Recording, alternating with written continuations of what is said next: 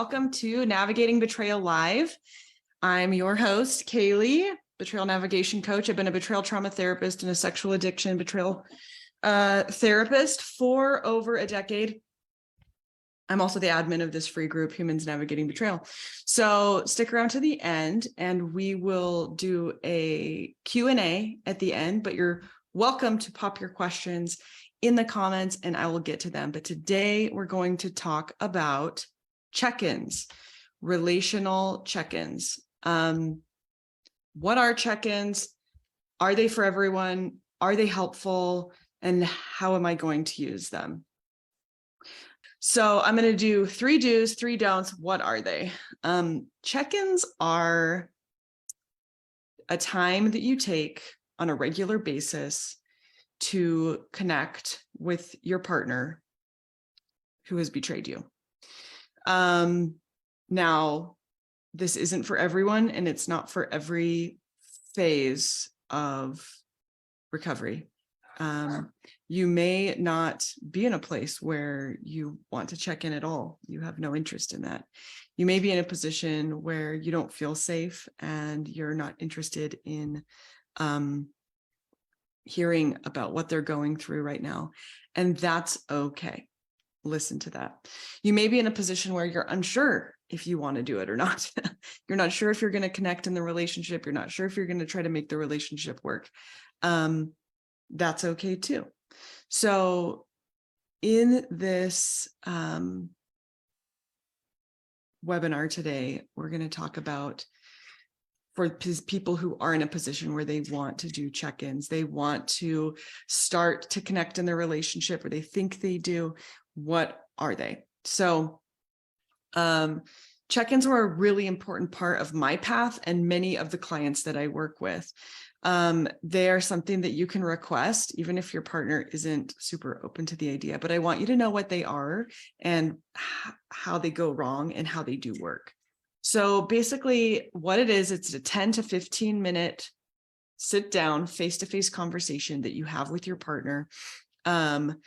And this can be daily or weekly, but you want it to be scheduled and regular. So for me, it needed to be daily because that's where I was. I needed to know what was going on inside of his head at least once a day. And we found this to be really beneficial. So there are many different ways that you can structure and organize these conversations, but you want them to be structured and organized. You don't want to just go in and kind of have a dump fest where one person is just dumping all over the other person. You want to know specifically what you're going to talk about, how you're going to talk about it, and then it has a time limit. This isn't those long until 3 a.m, digging, interrogating conversations that we have when we're in our trauma brain, when we're in our inner survivor. It's not that kind of conversation. This is the kind of conversation that you're going to be having when you're regulated and you're calm. So there are many different ways to structure and organize these conversations, but I'll give you a couple of examples. One is Brené Brown. She gives the AEIOUY. So you can Google that and look up the different acronym and use that, print it out, literally use that acronym. There's also FANOS, FANOS. FANOS is another acronym that you can use to structure these conversations. So literally you have this different acronym, you have these questions, and you just answer them one at a time. The third example I'm going to give you is one that I use in my own relationship, and I invite clients to. Sorry, my microphone's doing something weird. It's a little bit more maybe complex in a way. It has more steps than those acronyms, but it goes like this. So first we do the 5 mindfulness questions. So we just answer, how am I feeling biologically? How am I feeling emotionally? How am I feeling spiritually, sexually, and relationally? Those are the 5 questions. And of all the things I'm going to say, both these 5 and then the next 6, I think, questions, he goes first and then I go. The next time I go first and then he goes. They listen, they're not interrupting, they're not asking questions. You are just saying these different things. So how am I biologically, emotionally, spiritually, sexually, relationally? For spiritually and sexually, it's easy to just do like 0 out of 10. How am I feeling? Then you're going to do trigger, slip, relapse. Now, you don't have to use this language if you guys don't use the addiction model for what you guys are going through. And it also like kind of feels weird as the betrayed partner to say like, I had a slip today. Like, I don't really like that particularly, but that's kind of, you can use that language if you want to, but trigger is anything that gets you out of your window of tolerance. Slip is when you you just stay in that space. So if that's going into your inner survivor and you want to call that a slip, but for your partner, obviously it's going to be looking at something, lusting, objectifying, having a slip where they go into that mindset, the addict attitude and mind slip, catch it, come out, and are telling you within 24 hours is a slip. A relapse is going into that mindset and either staying in it long enough or not sharing it within 24 hours and kind of staying in that attitude of not being humble, not being accountable, not being honest, right? That would be a relapse. So they are going to take some time to say, I had a trigger today, I had a slip today, I had a relapse today, and give you a little bit of information about that. Then they're going to say how they reached out. And if they had a slip or a relapse, they need to reach out before they're checking in with you. They need to be connecting with a sponsor or a recovery partner who's going to hold them accountable and remind them to hold themselves accountable. Or a therapist, whoever they're talking to. Then we have self-care and dailies. So then you talk about what self-care or daily actions you did. So this is where now you know what kind of recovery work they're doing. And if they're coming to you every day and saying like, I didn't do any self-care. Oh, I just took a shower today. They're not reading, they're not journaling, they're not listening to podcasts. They're not, now you know, because they're letting you know every day or every week what kind of self-care and dailies they're doing. Then you say how you, the partner, were safe for them or not safe for them that day. And this is just information. It's not blaming. It's not grilling them. It's just saying, this is how I felt safe, or this is how I didn't feel safe today with you. And then the last one is a commitment. So making a commitment saying, you know, I will take out the trashes tomorrow. I mean, it could be really something very small. I'm going to read another chapter in my book. They're really making a commitment to themselves. And then the next day, they're going to say, this is how I fulfilled that commitment, or this is how I didn't fulfill that commitment. And this is what I'm going to commit to you for the next day. And again, if you're doing this every day or every week, you're going to start to see patterns of making commitments and not following through, or making commitments and following through. And that's how you can build trust over time. And both of you can do this. So those are two examples. I mean, those are three different examples: AEIOU and Y, Thanos, or the mindfulness longer check-in. Again, biological, emotional, spiritual, sexual, relational. So you go through all of those, just a mindful, this is how I am right now in this moment. And remember, if they say I'm a 10 sexual, you're not obligated to have sex with them. Even if you're both at a 10, like it's just to be mindful and transparent. Trigger, slips, and relapses, reaching out, self-care. How are you safe today? And a commitment. So it's 10 things. Okay. Those are two examples of how to do it. You want it to be scheduled. You want it to be at the same time every day or every week. That's that. Here are 3 do's and 3 don'ts. So 3 do's: do both check in. You may not at the beginning each do everything on the list, mainly the betrayed partner. You may say like, I don't want to open up about my own triggers. That's not safe for me. That's okay. You don't have to do that. And with my clients, I'll often say you don't need to do a commitment either at the beginning, because you didn't necessarily, destroy the trust. So that's something you don't need to do.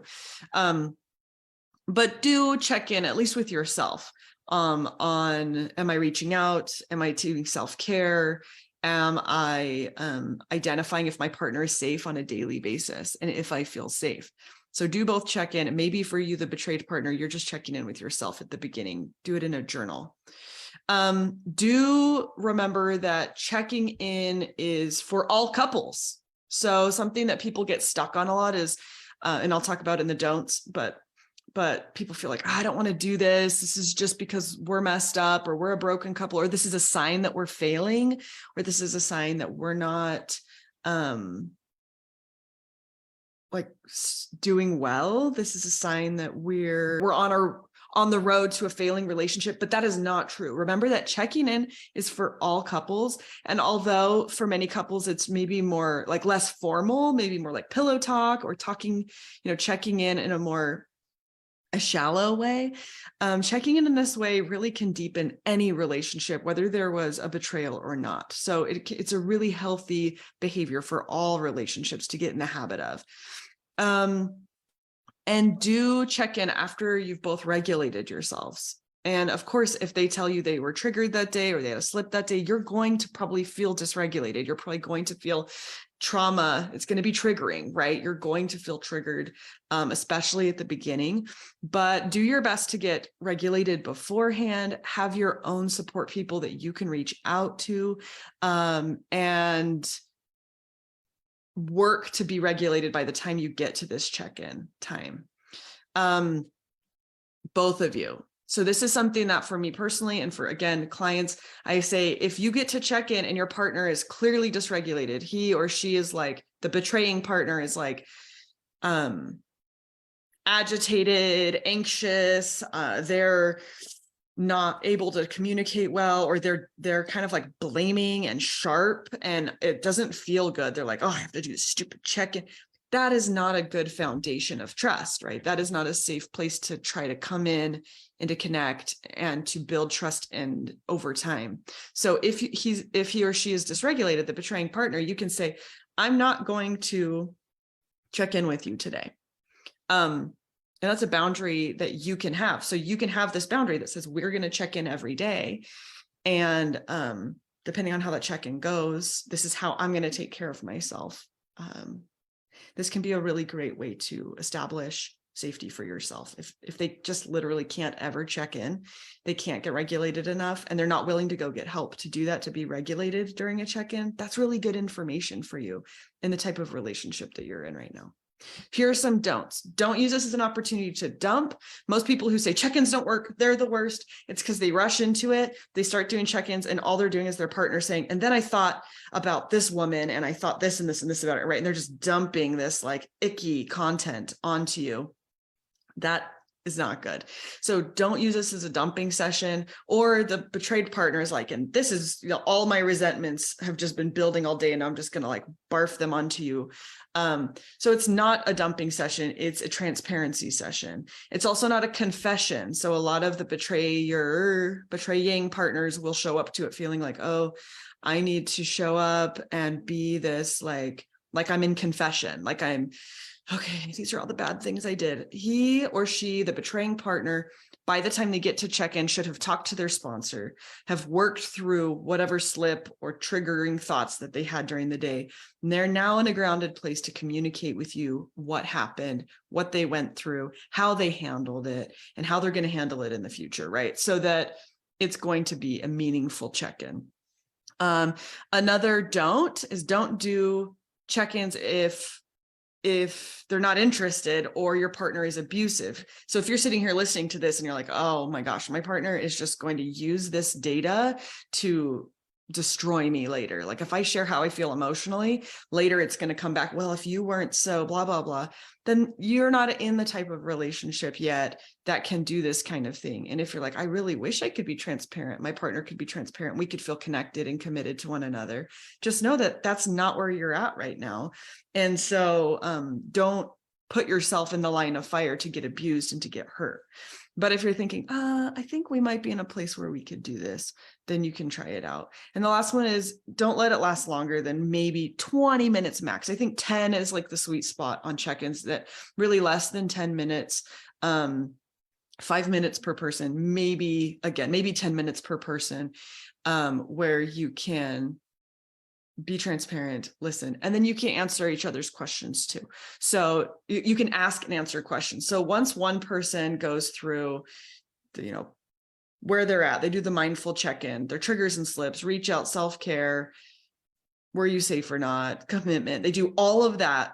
Then the time is turned to you and you can say, I have a question about this trigger. What did you mean when you said this? Or I have a question about this slip. What did you do next? And you can ask questions, but this is to replace the big, long argument fights that go till 3 a.m. where you're both crying and miserable and it's horrible, right? So this is not that. These are short. They're places where we're transparent and we're opening up. And so remember, this isn't about your pathology, but it's about a healthy habits that relationships can engage in to build safety. Okay.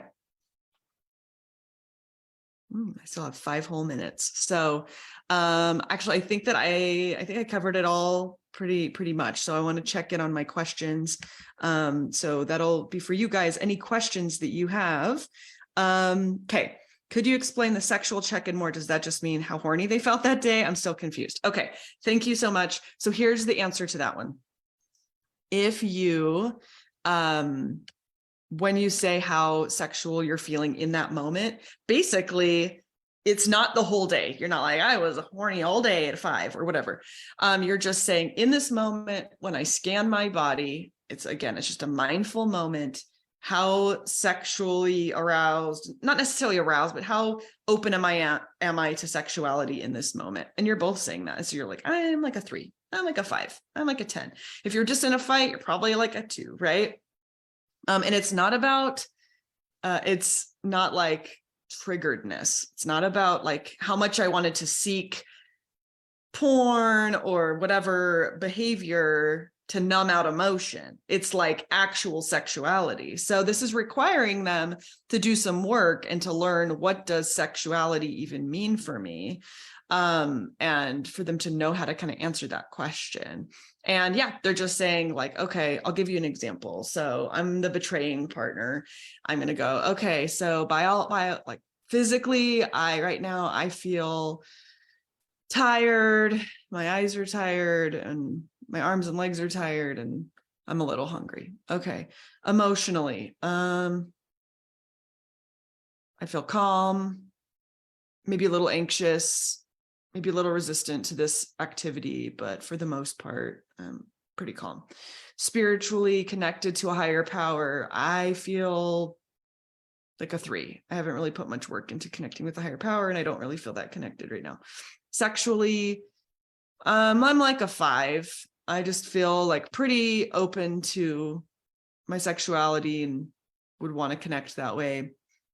Relationally, or like how I feel connected to people in the world, also like a 5. Like I feel pretty open to connection and wanting to connect with other people, right? That's it. That's all. That's it, literally like a minute. Nobody needs to respond on the sexuality and how sexual they feel. There's no assessments. It's just in this moment, mindfulness moment. It's good for us to all be mindful. We don't need to make more of it than just in this moment, this is how I feel. And for you, you might say sexually, I'm a 0 every day. You might say I'm a 10 every day. It's just information for both of you and mindfulness. And then just to give you an example of the rest of it, the trigger might be, today I was triggered. My boss called me in and I got really worked up and anxious and stressed out about it. And then it was really about nothing. So then I calmed down. And another time I saw a person in the office and they were wearing revealing clothes, and I just got super stressed out and had some draw to look over there, but I didn't. And then I texted my sponsor, no slips or relapses today. I reached out to my sponsor when I texted him. That really helped. Self-care. I listened to the podcast on the way home, and I did write down a little bit about that trigger. And, you, my partner, the betrayed partner, like I felt safe when you, you were safe today. You told me about your day and I liked that. And I'm committing to listen to another episode of the podcast tomorrow. That's what it could look like from the betraying perspective. But yeah, it's just a mindfulness moment to answer that question. Okay. Any other questions? I think we're good on that. Before I head on out and say goodbye, I look forward to talking more and speaking more. And if you have more questions, you can pop them into here and I'll come check on it later and answer some questions you may have. But those are the steps for check-ins, and they can be really beneficial in just providing accountability, honesty, and transparency in a relationship where you're not sure if you have it. And you guys certainly can set a boundary. No problem. Certainly can set a boundary to request that you have check-ins. So those are my answers for today. But let me know if you guys have any more questions in the future. Okay, bye.